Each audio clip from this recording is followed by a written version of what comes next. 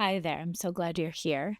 Here's what you'll gain by listening to the very last second of this conversation with Juliana Tapper about her book, Teaching 6 through 12 Math Intervention. Through my conversation with Juliana, you'll learn about her B.R.E.A.K math intervention framework. This framework offers a transformative approach to teaching mathematics to striving students by prioritizing community building. It establishes confidence building routines and implements structured teaching strategies that address math trauma while maintaining high expectations for grade level content achievement.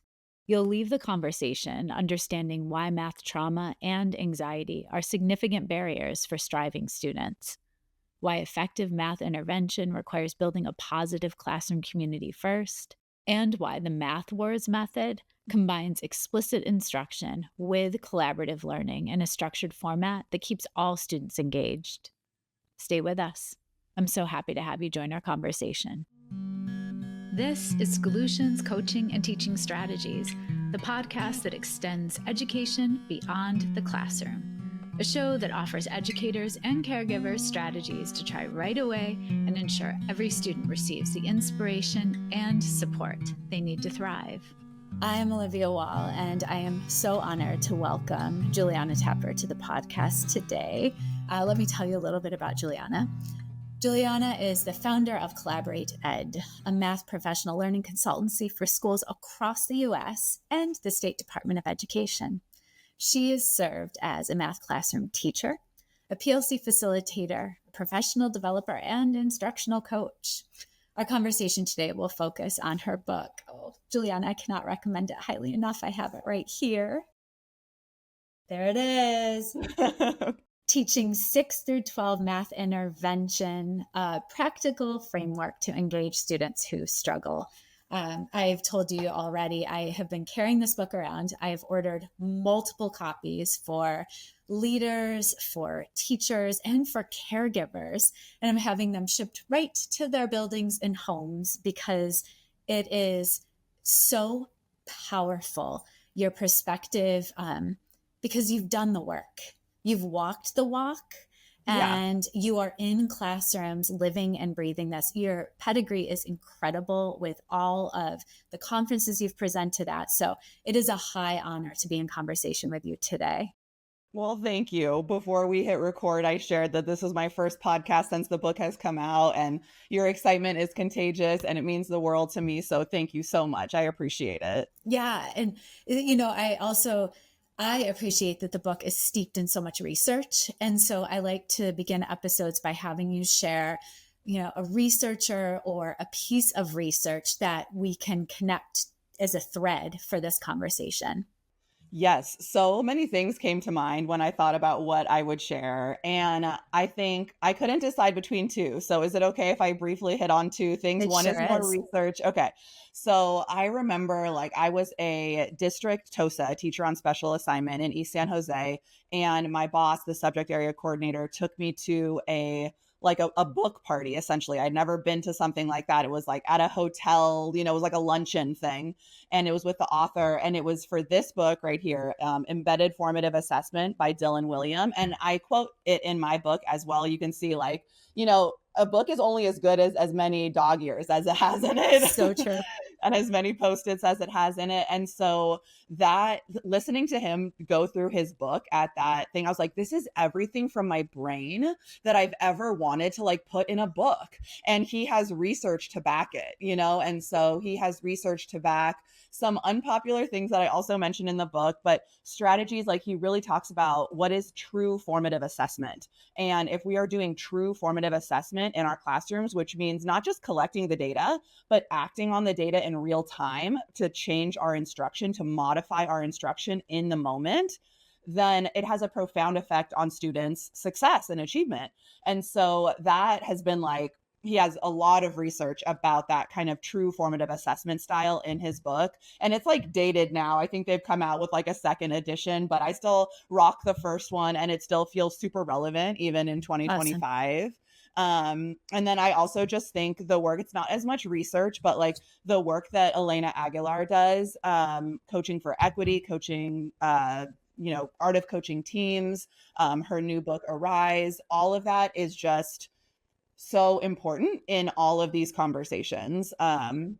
So I felt like that was worth mentioning as well. I wanted to shout out that it may not be scientific research. Dylan William is more the scientific researcher, but Elena Aguilar's work is just mightily important for all of these conversations around mathematics. It sure is. And I had shared with you in a previous conversation, I've been using your book with coaches as well, because districts that are either adopting new math curricula for the fall or sticking with their math curricula.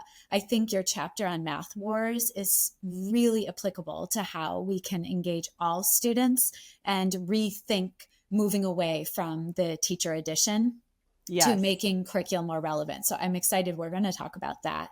Yes. I also, because again, dog ears, Post-its, I'll show you. Ready? No, there's more. So these are my notes. Oh, I love it. Oh yeah. And so I say in almost every interview with an author, I read the book at least twice. I read it once to process and take all of my notes. So one side, these are all my notes. And then the other side, I read it again and just jot down every question I want to ask you. And then I only choose 5 from all Amazing. of them. So, oh my gosh. I have that, but I also note as I'm reading, oh, this would be a really good opening quote, or this would be a really great quote to wrap. So if it's okay with you. Oh my gosh, I'm so excited to hear what the quote is. Yeah. So on page 3, I think it was critical at the very top. You say, this is a book about teaching math to students who struggle with math, to students who have been historically unsuccessful in mathematics, and who lack confidence and interest in math. If you teach honors math or you don't have many students below grade level, this may not be the book for you. Every strategy and resource shared in this book is created with those students in mind. The students who come disengaged from the start, the students who are reluctant to even get started, the students who goof off and act out as a way to cover up their struggles and trauma with mathematics. That to me frames the book before you even turn to page 4, and you had me at go. So with that said, let's talk about characteristics of students who struggle. What have you noticed in your vast experience? Yeah, I think some of it is hit on in that quote that you picked right there. It's the fight or flight response that we often see from students who are struggling. And now researchers are saying it's fight, flight, freeze, or fawn. Yes. And so when students are struggling, that fight response might be the disrespect. It might be the throwing the paper in the trash can. Those sorts of things are the acting out, the constantly talking while you're talking. Those are a fight response to students' anxiety that they're feeling about math because they've been historically unsuccessful, because they've had a math trauma, all these things. And that's how their brain and bodies are processing that trauma, is by fighting, by doing those disrespectful things. And then the flight response is, hey, miss, can I go to the bathroom? Hey, miss, ditching our class, constantly asking to go to the bathroom. That is actually their flight response to struggling with math, and also perhaps stemming from a math trauma or that they have some math anxiety. The freeze response is when they just they do nothing.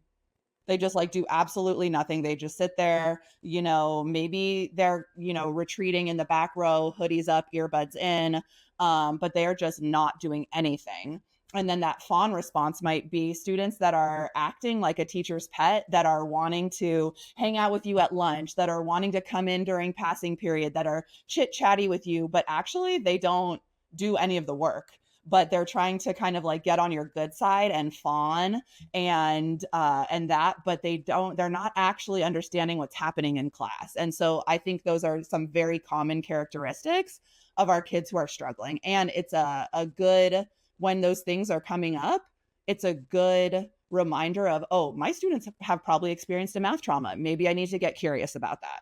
Yes, yes. It's a great, like those four lenses, they're really good indicators and just to be heightened, have heightened awareness as teachers to look for those signs. The Yes. fawn to me is fascinating because this is across content areas, actually. Mhm. It's Yeah. Oh, not yeah. just math.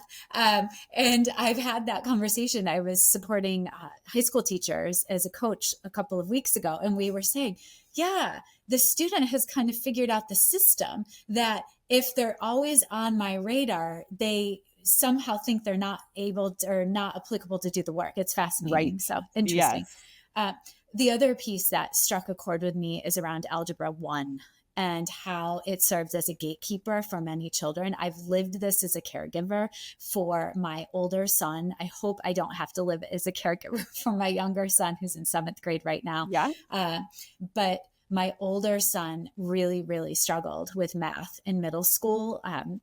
And we ended up reaching out for extra support, who was not me because I was not able to provide it. And it was frustrating. And I thought a lot about that experience when I was reading your book, because not all caregivers, not all families can do what we were able to do. So, speak to Algebra 1 as a gatekeeper and how we can overcome that obstacle. Yes, it's so multi-layered also, and I experienced it, I struggled with math. I had a teacher no, a tutor in, it was like 3rd grade that I was helping me with my multiplication facts and told me straight to my face I was stupid because I couldn't do the drill and kill multiplication paper, right? And so then that created math trauma for me, which then impacted how I felt about myself as a mathematician in middle school. But my mom knew, my parents have advanced degrees. They're first in their families to even go to college and they have advanced degrees. And they knew, oh, my daughter needs to be in Algebra 1 as an 8th grader to be on the college track. And Yes. that is my white privilege. That is, just the privilege that my parents have of being highly educated. And not every kid has that. Like you said, not every caregiver knows to ask for that extra help. In my parents' case, not every caregiver knows to push your kid into Algebra 1 as an 8th grader so that they are on the college track once Yes. they get to high school. And so for so many historically underserved communities, no one knows about this. No one knows that there's this hidden track of needing to be in Algebra 1 and successful in Algebra 1 Yeah. as an 8th grader. And how are you going to get that additional support? I had tutors, I had all these different things that my parents knew the importance of Algebra 1 in 8th grade and passing Algebra 1 the first time you take it. And so that is like a huge privilege moment right Yes. there Right to there. just call out. And then when I first started teaching, I was teaching high school math intervention and 9th grade Algebra 1 in South Central Los Angeles. I was teaching in Watts. And I realized, oh my gosh, like if my students don't pass this class, especially, the 9th grader, like if the 9th graders don't pass Algebra 1, then how are they going to get to all the classes that they need for graduation? How are they going to get to all Good the question. classes that they need to apply for college? Yeah. And it becomes pretty impossible. If you don't pass Algebra 1 as a 9th grader, it is very hard to get to AP classes in math. And we need that for college acceptance. It's very hard for many to even graduate from high school. I have some data in the book that students who fail Algebra 1 as a 9th grader are so much more likely to drop out of high school altogether. And amongst high school dropouts, I think it's like 90% of them or something cite their inability to pass Algebra 1 as the number one reason why they decided to drop out of high school. It's Um, insane. it's insane. And there is unfortunately also a ethnicity spin on this as well. There are more Black and brown students failing Algebra 1 than there are white and Asian students. And like, we need to talk about it. Like, We that do. is, as a teacher of Black and brown students, like that became a lived reality for me versus my very white high school. I mean, my high school is pretty diverse that I went to, but largely white and upper middle class and just very different experiences. And that shouldn't be happening. No, and what you're speaking to is such a reality. And after living it as a caregiver, my first time through middle school, I now make it a mission to shout from the rooftops all of these hidden secrets to Yes. families that are just the first time through middle school, because there's also gatekeeping with earth science, right? Yeah. And so it's almost that same lens of, if your student is not taking earth science as an eighth grader, it puts them behind on that engineering and STEAM track. It's just these hidden secrets that of privilege. And I was so happy to see you call it out in the book. And my other favorite thing about you, Juliana, is how authentic you are. And you lay it out, man. The train wreck of your first year. And Yes. then you pivot and say, but here is something that I didn't give up. And you came up with a math intervention framework and break it. So do you say break it, or do you pronounce it B.R.E.A.K? No, I say the Break It math intervention framework because we Okay. want to break the gatekeeping cycles of mathematics. Yes. And yeah, like I saw that those are real things, and my mission has now become to be a math gatebreaker, which is the call to action that I put throughout the book as well. And so I want to empower teachers to be able to break those gatekeeping cycles with the Break It math intervention framework. So tell us, what is it? What is the break it? Yes. Yeah. So it is 5 steps and it's laid out in the book. Each step is a chapter in the book after, kind of we set the scene at the beginning. And the B stands for build community. The R stands for routines to build confidence in students as mathematicians. The E stands for engage every student. The A stands for advance your expectations. As the teacher, we need to advance our expectations. And the K stands for know students' level of understanding. And that hits on like kind of mastery based grading and alternatives to traditional 0 to 100% grading systems. Yeah. So that's a perfect overview. And what I also want to name is some different models are like, right now we were talking about the climate of professional learning in math, and there's a huge push for inquiry, only Yes. inquiry. And we know the Yes. pendulum's always a swinging. And what resonated with me about your approach in the way you think about math, you have a very specific lens on striving mathematicians. And Yes. the reason I appreciate that is there's a centrist point for you of where, yes, inquiry is great. And it's not what most kids need that are striving as mathematicians.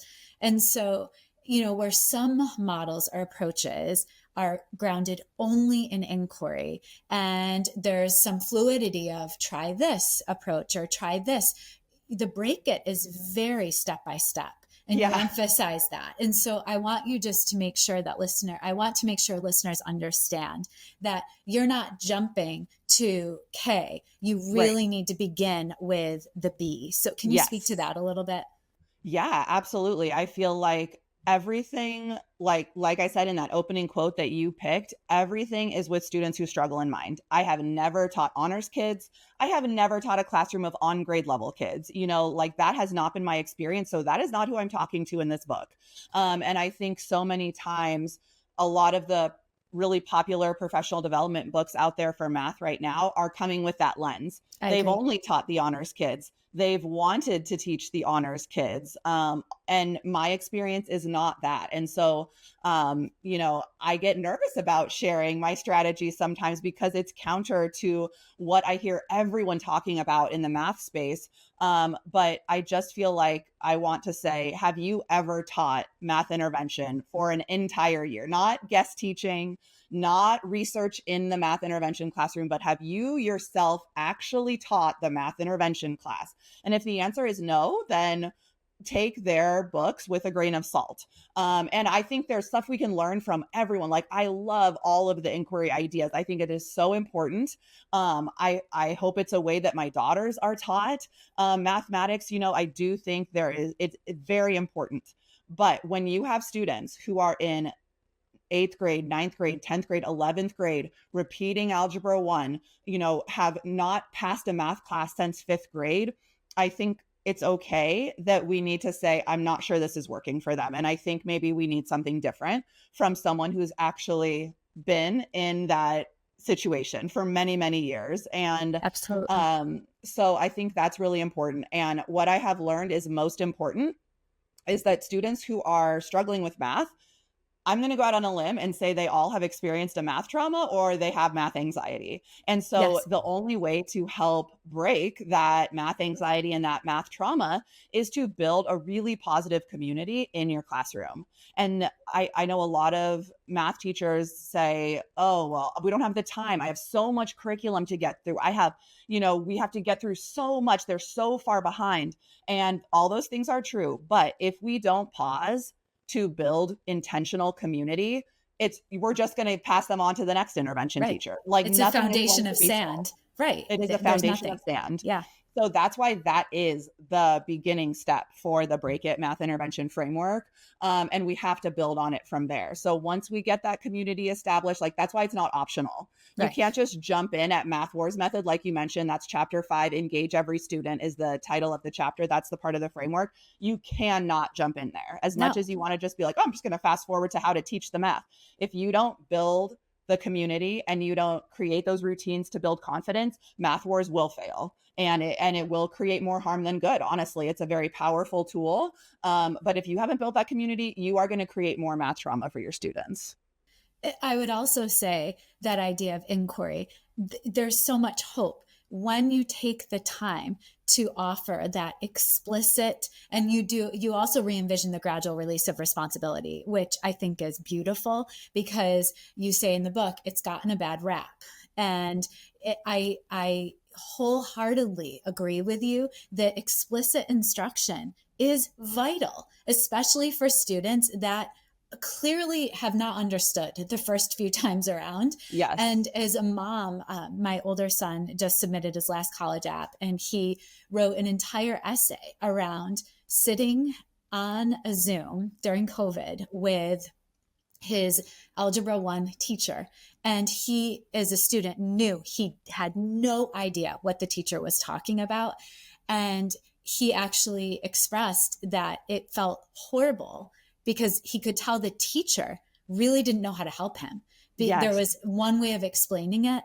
And this is a student, my son, who now wants to go into engineering. He loves math, Juliana. Yeah. He loves math. He has a giant whiteboard in his bedroom, and there are crazy challenging mathematical problems on that board that I can't even begin to understand. He's in all of the AP, physics, calculus, all of it. That never would have been possible if he didn't have a teacher in high school that let him know, no, you're a mathematician. You've got this. And Yes. take the time to help him completely re-see who he is as Yes. a learner and a mathematician. Yes. And that it's so important that we help our students re-envision who they are and their math identities. And Yes. that's what your approach does. And so Yes. hats off. And it's so important, especially for students of color, to see themselves as mathematicians. They need to see, shout out to my friend Mona Eel. She has a podcast called Mona Math, and she does so much on building identity, especially at the elementary level. She has posters hanging in her room of Black mathematicians, just really helping her students feel like they can see themselves as mathematicians and how important that is. And yeah, it's absolutely vital. And another shout out for another book that's on my shelf right here. Vanessa Vicaria recently wrote Math Therapy, and it is such a wonderful tangible resource for teachers who, if you're identifying with this conversation of, I think my students have experienced math trauma or they have math anxiety, her book is very helpful to how do we help heal that with our students. It's a whole book about it. I hit on it for a chapter, she hits on it for a whole book. And so I highly recommend that as a resource as well for teachers and caregivers. I thank you for sharing these resources. I want to say that you emphasize, if it takes even one full year just to get the B and the R in place, Yes. that's perfectly okay, because kids Yes. move at different paces and their trauma could run very, very deeply. So Yes. I think that's important to call out as Yes. well. Thank you. I'm working with a school in they are in Illinois, and I'm working with all of their middle school teachers, but also their interventionist. And so we met just yesterday, and he's teaching the tier 2 and tier 3 intervention class at middle school, and I said to him the most important thing is the B and the R. Like, we might not even get to the other stuff, but if a student can have a positive experience in a math class, you've won.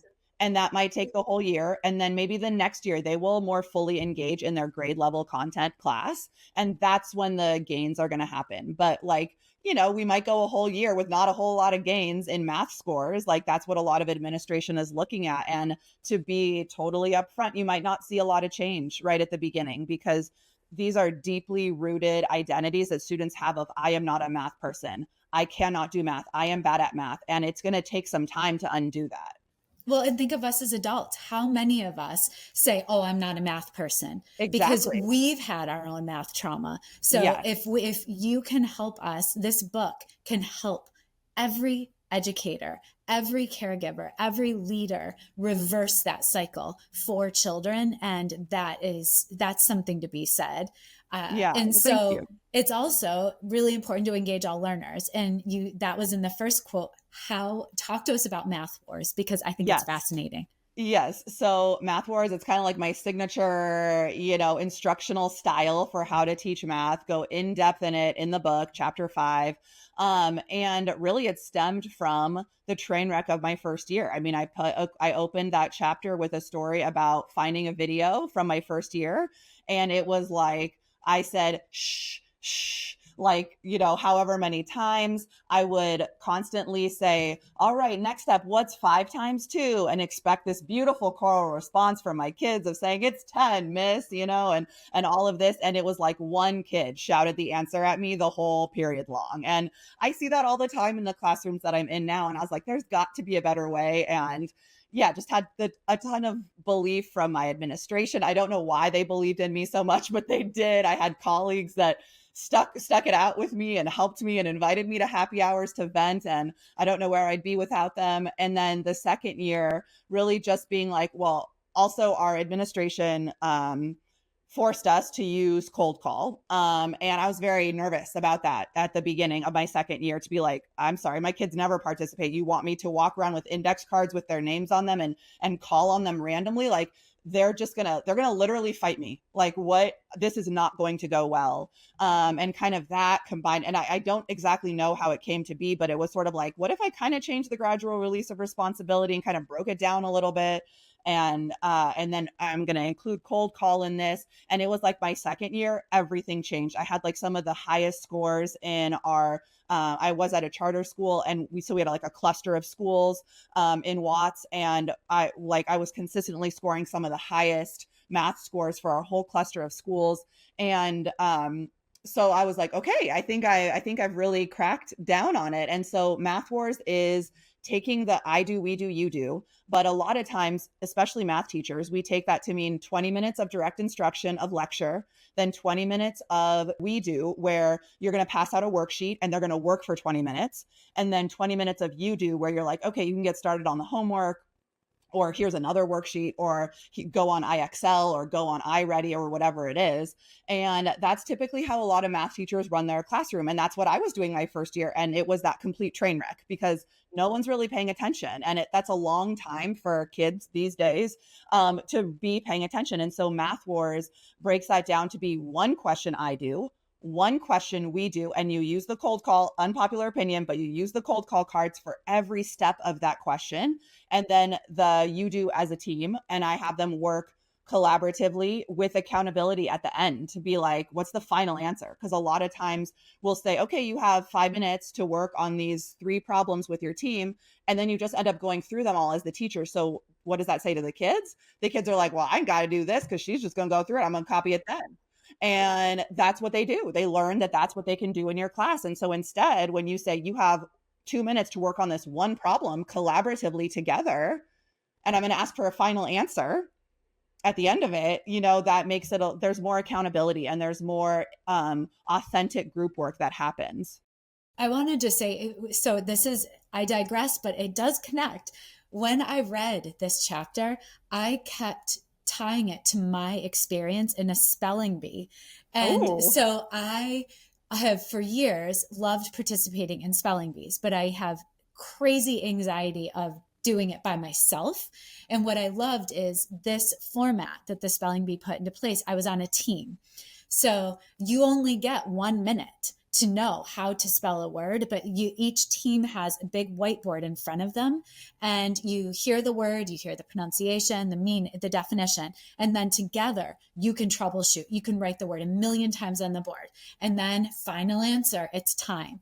And so even though people may push back on the cold calling aspect, for me, I was like, no, there's a level of accountability, and I'm okay because I have my team and I know their strengths, I know their background and their repertoire. So if it's a scientifically based word, I'm going to lean on this person, or mathematically, right? And so yes. the way you've structured Math Wars, in my mind, it's actually appealing to the strengths of each of the individual learners. And Yes. oftentimes I am seeing as a coach, with the inquiry based model, there is not a circle back enough. There is not a zip up the backpack at the end of class. And a lot of teachers are saying, what if students have misconceptions? When are those misconceptions being clarified? So the Math Wars approach, that resonated with me because it answers a lot of those questions, and Yes. it is still team oriented. There's Yes. safety in that. Yes. Like so many things that I want to say in response to that. So the first one is a big like cold call is also probably the number one reason that students have math anxiety. Like because they've been cold called on previously and it didn't go well. Yeah. And so in the book, I really lay out what cold call is and what cold call is not, because a lot of times teachers think they're using cold call well and they're not. It is not a gotcha. It is not a behavior management system. It is truly the kids need to see you flipping through cards or popsicle sticks. They need to see that it is visibly random, and you cannot give up on students when they say, I don't know. That doesn't mean go to the next card. That means scaffold back your question until you get to a question that that kid can answer. Show them that you will not You give up on believe in them. them. You Yes, you believe believe in in them. them. Yeah. Like so many kids have just sat through years of math without a teacher that believes in them. How do you show them you believe in them? You don't give up on them. You stick with it. They say, I don't know. Okay, what might you do? Okay, what's the opposite of -5? Like whatever you have to do to get them to be able to answer, that is going to increase their confidence in themselves as mathematicians, which is such a key part of it. And I love the book Choosing to See. It's a framework for math equity by Dr. Pam Seda and Dr. Kendall Brown. And what I love that they talk about in that book is the elevating student status in mathematics.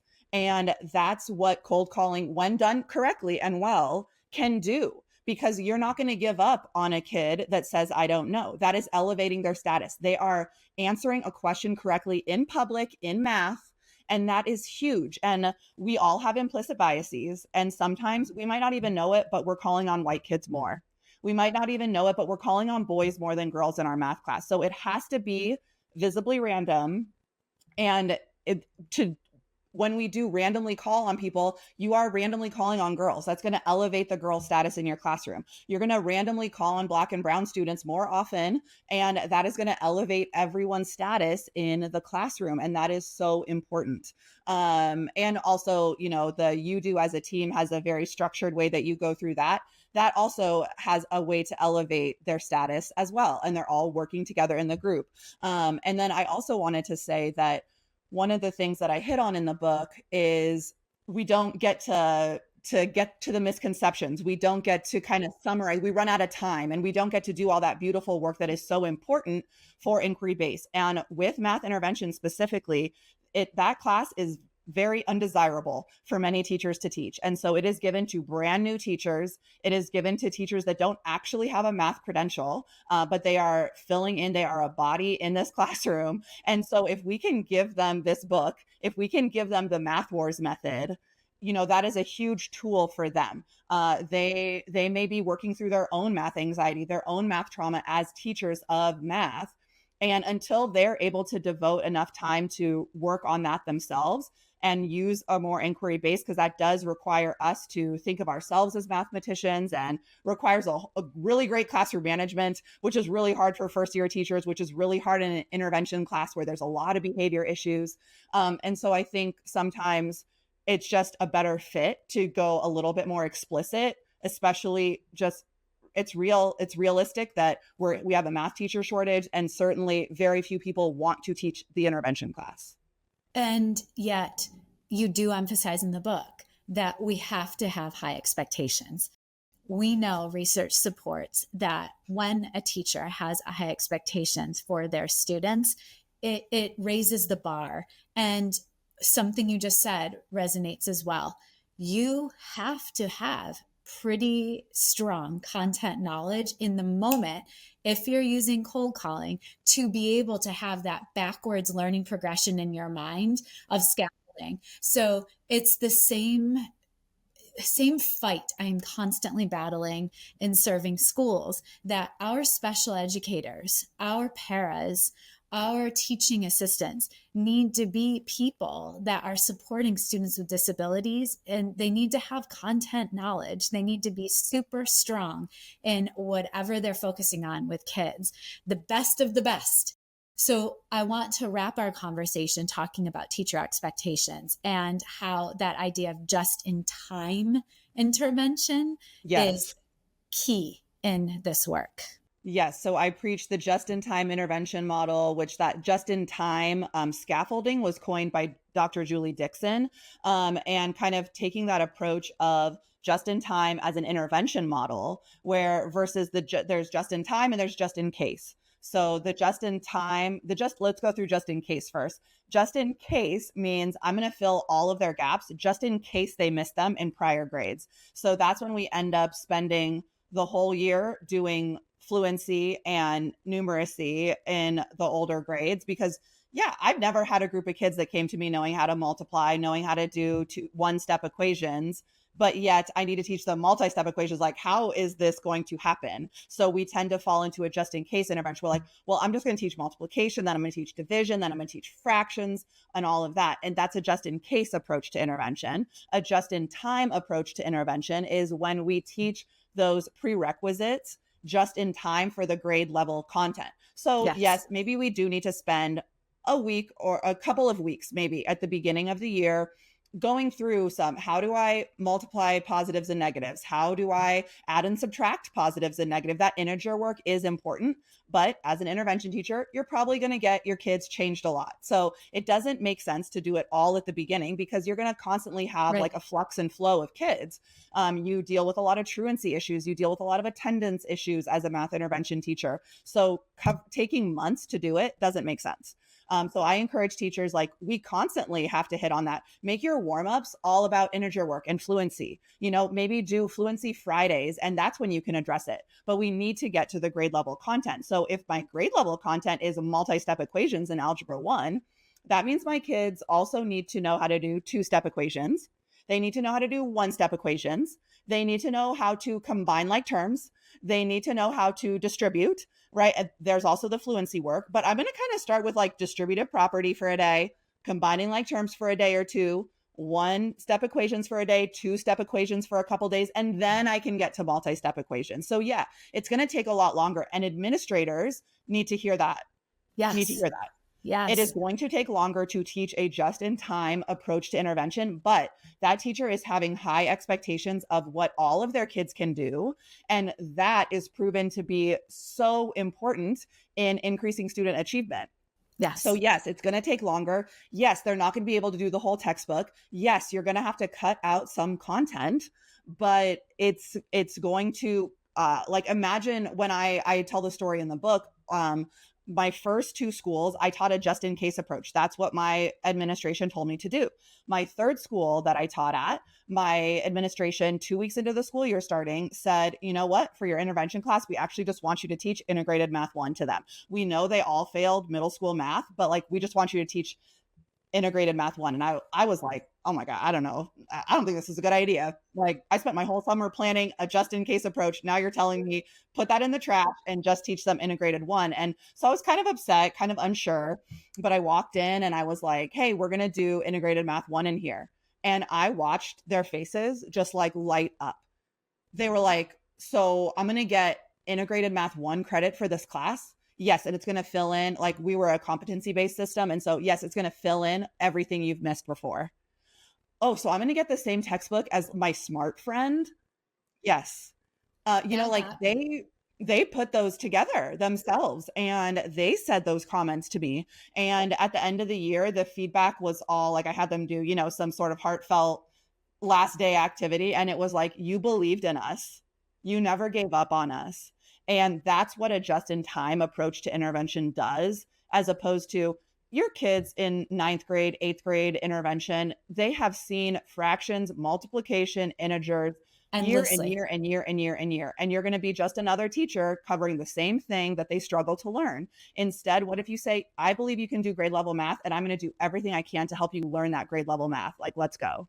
It's everything. And it's what we need as adults as well. We Yeah. need someone to believe in us. So over your journey, because this is not your first rodeo, who has inspired you to believe in yourself? Oh man, that's a great question. Inspired me. I mean, honestly, I think back to my first year of teaching. Shout out to Onimo Watts Charter High School. Now it has a different name, but we were Onimo Watts.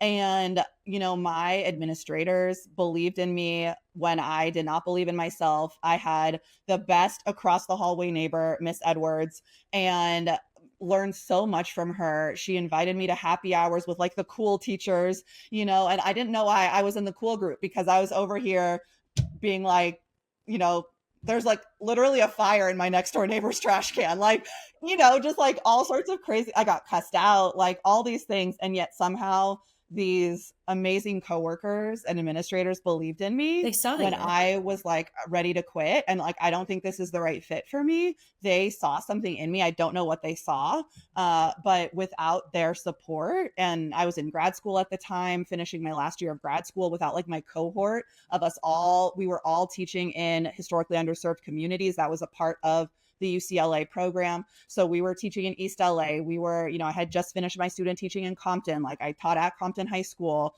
and we were all in these communities, and just having everyone have a similar, like, what is actually happening right now experience.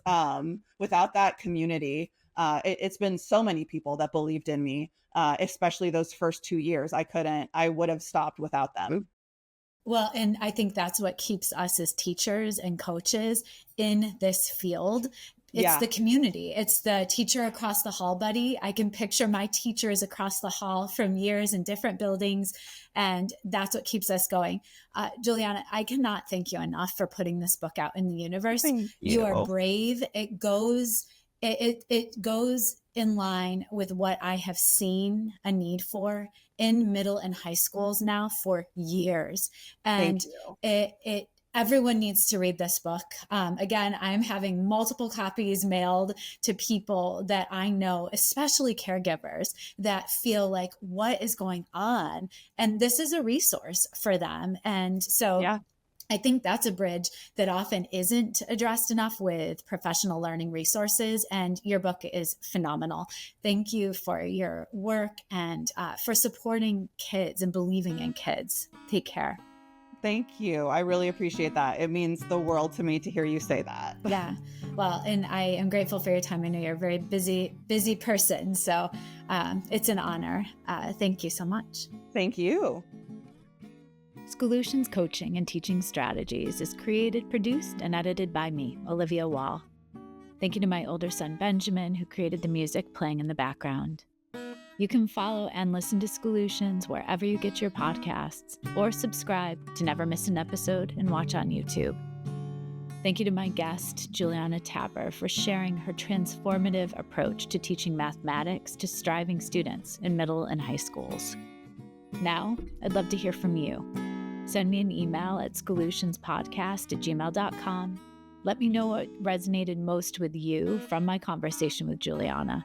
What does math intervention look like in your school or district? Tune in every Monday for the best research-backed coaching and teaching strategies you can apply right away to better the lives of the children in your care. And stay tuned for my bonus episodes every Friday, where I'll reflect and share connections to what I learned from the guests that week. See you then.